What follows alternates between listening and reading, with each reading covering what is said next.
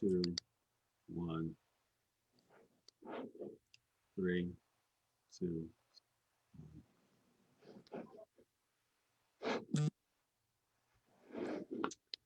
Hi, I just had the honor and privilege of co-chairing the Allied Health Professionals Forum with Rachel Marsden of the MND Specialist, MND Specialist Nurse and Care Center Coordinator in Oxford, England. The Allied Health Professionals Forum is an international forum for allied health professionals to get together and exchange knowledge and information about care of people living with ALS-MND. And this year, of course, it was held virtually. The conference is usually one day, and it's held between the International Alliance of ALS-MND Associations meeting and the International Symposium, that's the research meeting. But this year we had to do it differently, so we split it up over 3 days. We also did it a little bit differently in that we did have some of the traditional presentations. We also had a workshop and we had a panel discussion just to adjust to this different format. We'll see at the end of the day if there's maybe some of those ideas that we want to stick with for next year. The conference kicked off with Angelique Vanderlee from the Netherlands, who started the program and gave her perspectives as a person living with ALS-MND on health professionals and the positive impact that they can have on somebody's quality of life. Which for those of us attending, we so appreciated hearing it, and it was just an excellent way to begin. There were then multiple presentations over the next 2 days, ranging from care, psychological issues, mental health, assistive technology, family caregiving, and of course, an emphasis on how things are being done these days virtually. The program ended with a panel who addressed family caregivers with a focus on children. And we will be writing up a full report on the presentations, but for now, we wanted to just give a few highlights of the meeting and let you know just some points that we enjoyed. Donna, would you like to talk a little bit about that? Absolutely. All right. So like Sarah had started to say, one of the sessions today focused on the way that we can support our children of PALS. So often they play a very big role as actual caretakers, and all of their emotions really need to be addressed. So our own Hope Loves Company with Jody O'Donnell Ames was highlighted and extremely well received. This group offers support groups throughout every month that any child or teen is able to join. And of course, it's free of charge, and it's on Zoom for now. There were 2 other speakers who also offered similar groups focusing on children of our pals in other parts of the world. So we plan to comprise an ongoing list of all of these references to provide to our patients and their families. These groups do an amazing job helping these kids deal with their emotions and their daily lives and stressors. Hope Loves Company also has an amazing program as these kids transition out of being a caregiver when that time should arise. So they have an ambassador program. So when the kids actually grow up, they can come back and help and do everything that they have learned and basically lived. So now I learned today that our first ambassador is now on the board at Hope Loves Company. So that's really exciting. And it's really great to see that through the generations, some positive can be created. So it was really an amazing couple of days. And we look forward to sharing all of that great info with all of you. Take it away, Sarah. Yeah. So not everyone who attended the meeting is able to be on this presentation, but they wanted to make sure we spoke about some of the other presentations. There were quite a few presentations on mental health, and Sean Hawking and Ruth Glue from Australia shared their proposed model of psychological care, which addresses the need for mental health specialists to be included as part of the multidisciplinary team clinic. And we know that's important, but certainly that's just not something that's people are able to do in other areas. And so they're stressing the importance of that.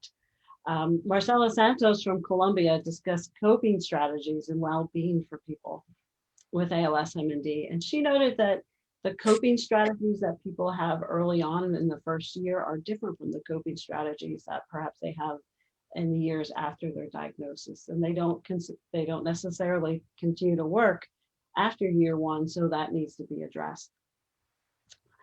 Umberto Manera from Italy discussed that anxiety actually has a higher prognostic role than depression, and that just reinforced the knowledge that psychological status relates to clinical outcomes, and he's doing more work in that area. Catherine Pinto from the UK discussed the development of coping and living well with MND, which is Calm, C-A-L-M, Coping and Living Well with MND, which is an app or a website that people living with MND can use on their own if they wish to, as sort of a mindfulness way to help. So those were all just fabulous presentations. And again, we got a lot of takeaways. Now for myself as the assistive technology professional, I was excited to see a lot of the assistive technology presentations, and there were some quite exciting presentations, and we had 2 from Google and 2 from Microsoft this year. One of them from Google is on their program called Euphonia, which we've shared with you before, where they're looking at making it so smart devices such as a Google or your phone can understand speech that is perhaps dysarthric or impaired. And so they're collecting a lot of data from people so to determine an algorithm so that it can be understood. And then the other presentation that they gave was on an Android app, and the gentleman who gave the presentation, by the end of the presentation, within 15 minutes, multiple people had put this particular thing. It's called blocks, action blocks. So on an Android device, you can put an action block on your screen and assign it a particular action. So all you have to do is hit that one block and it will do whatever you ask, whether it's call your mother or ask, it can speak aloud. So if there's something that you say a lot, like I'd like coffee with cream or something like that, it will say it for you. And so that was really an exciting development, and it's part of Google already. So you can, like I said, people were downloading it as we were on the presentation. And then Microsoft talked about, they gave it was a pretty exciting presentation as well about what they're doing for eye gaze. So they've been working with groups like Team Gleason and discussing with them what are some of the common problems. And if you use an eye gaze device, you know, even if you use your phone, you know that one of the problems is working outside in sunlight. So they are working on trying to design it so that you will be able to use eye gaze, and they're talking about using your own camera, not a special eye gaze device, to do it outside or speak things faster. They're working on a lot of those different options.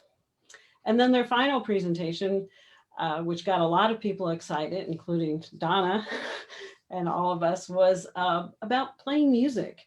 So it was a musical program that people could do with their eyes, and it was through a Microsoft platform. Now that is still being developed. That's not ready for prime time like some of the other ones, but it was really exciting to see it. And we are actually, some of the pieces were, but not the full thing. But we will be sharing that, of course, as these things come along. We will definitely be sharing them with you because we want people to have them as soon as possible. So those were the things that I would really love. I love the whole program, obviously, but those were some of the pieces I wanted to mention for you today. Jamie?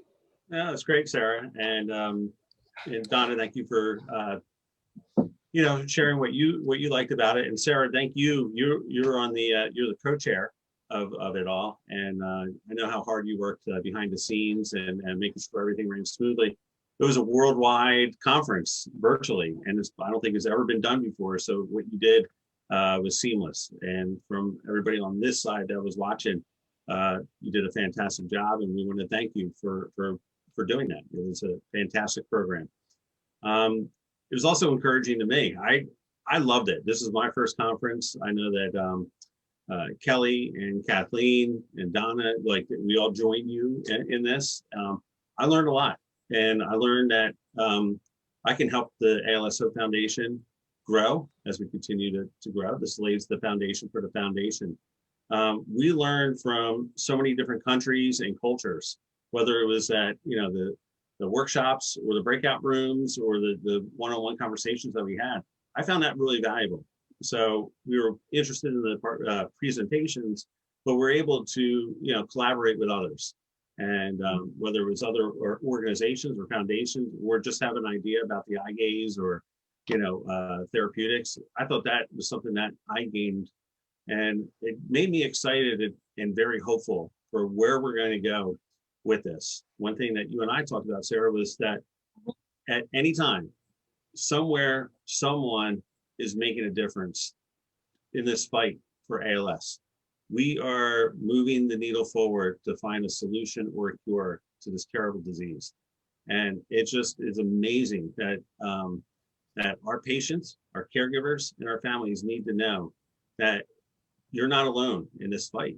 You have so many people. We have so many fantastic researchers, scientists, you name it, we have it. And we, as the ALSO Foundations, learn. I mean, you have Sarah there, you have Donna, you have Kathleen. We were all, on the chats, and we saw each other in breakout rooms.